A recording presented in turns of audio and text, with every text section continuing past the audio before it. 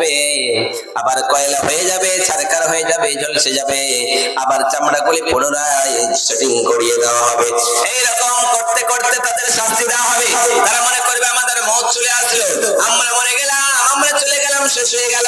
কিন্তু তারা মরবেও না, তারা কিছুই হবে না, এইরকম শাস্তি পেতেই থাকবে।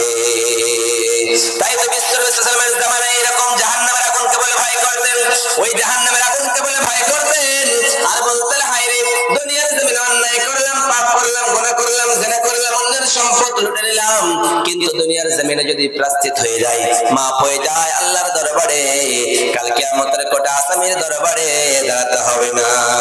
যেদিন আল্লাহ ডাক দিয়ে বলবে, তাজুল ইয়াউমা আইয়ুহাল মুজরিমুন, এই গুনাহগার দলেরা, এই আসামির দলেরা, এই জিনাখোরের দলেরা, এই ব্যভিচারের দলেরা, এই মদপান করার দলেরা, তোরা আজকে আলাদা আলাদা হয়ে যান, সবাই আলাদা হয়ে যায়। সেই দিন যদি জিনা করে কাতারে আমারে দাঁড় হতে হয়, ও বিশাল আকাশের মালিক, আমি দাঁড় হতে পারবো না। অতএব সেই দিন দাঁড়াতে পারবো না, আল্লাহ গো তুমি আমার দুনিয়ার জমিনে মাফ করে দাও। এইরকম করে তারা বসে থাকতে পারতেন না, বিশ্ব নবীর কাছে আসতেন আর বলতেন, নবী গো, ওগো দয়ার নবী, ওগো মায়ের নবী, আমি অন্যায় করেছি রে নবী, আপনার কোরআনের বিধানে কিছু যদি থাকে আপনি বলুন, আর আমার কোরআনের বিধানে যেটা কার্যকারী রয়েছে সেটা আমার উপরে কার্যকারী করেন গো নবী।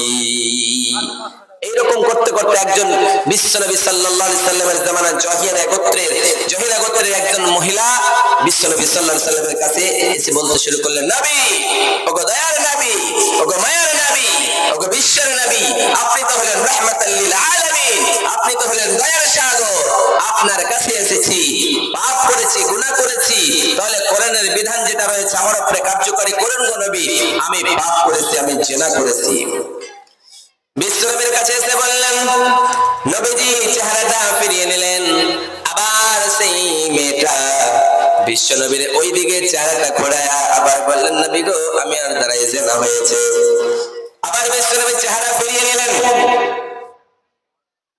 আবার বিশ্বনবী বললেন, চেহারা যখন ফিরিয়ে নিলেন তখন আবার মেয়েটা সেই দিকে হইয়া আবার বিশ্বনবী মুহাম্মদ সাল্লাল্লাহু আলাইহি ওয়াসাল্লামের দিকে চেহারাটা করে বললেন, নবী গো, আমি জিনা করেছি রে নবী, আমার পেটে বাচ্চা চলে এসেছে, অতএব প্রায়শ্চিত করুন, অতএব দুনিয়ার জমিনে এটা কোরআনের যেটা বিধান রয়েছে আপনি আমার উপরে আইনটা জারি করেন রে নবী।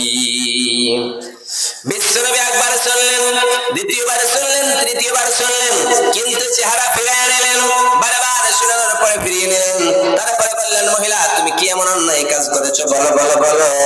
সেই মহিলাটা বললেন, নবী গো, ওগো দয়ার নবী, ওগো মায়ের নবী, ওগো বিশ্বের নবী, আমার দ্বারাই জিনা হয়েছে, ওই জিনা হওয়ার কারণে গো নবী আমার পেটে বাচ্চা চলে এসেছে।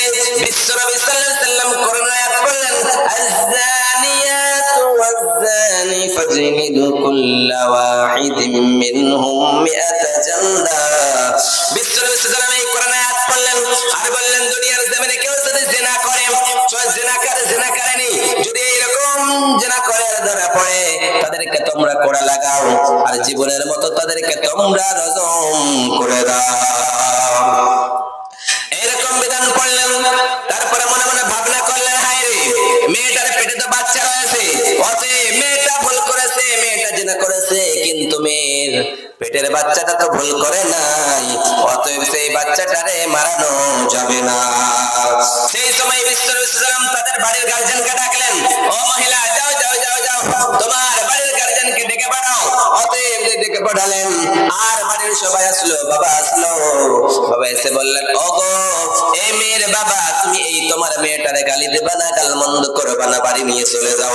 অতএব বাড়ি নিয়ে তুমি যত্ন করে রাখবা, ভালো করে রাখবা, তারে গালি দিবে না, কখনোই তারে বকা দেবে না, তারে মারধর করবে না।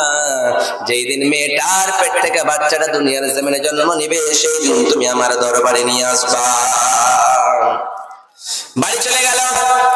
বাড়ি যাওয়ার পরে কিছুদিন পরে, 10 মাস 10 দিন পরে যখন পেটের বাচ্চাটা দুনিয়ার জমিনে জন্ম নিয়েছে, জন্ম নেওয়ার পরে বিশ্বনবী সাল্লাল্লাহু আলাইহি ওয়াসাল্লামের কাছে মেয়েটা এসে বললেন, নবী গো, আমার পেটের বাচ্চাটা দুনিয়ার জমিনে জন্মগ্রহণ করেছে রে নবী, এবার আপনি কোরআনের বিধান আমার উপরে কার্যকরী করুন।